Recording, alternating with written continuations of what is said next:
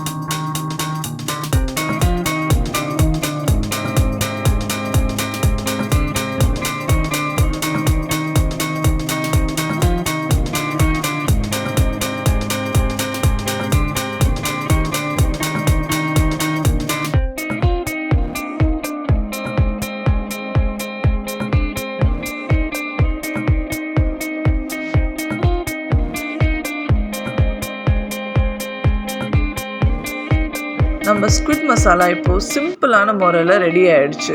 நிறைய பேருக்கு ஸ்குவிட்னாலே அந்த கவிச்சி ஸ்மெல் அடிக்கணும் நிறைய பேர் ப்ரிஃபர் பண்ண மாட்டாங்க.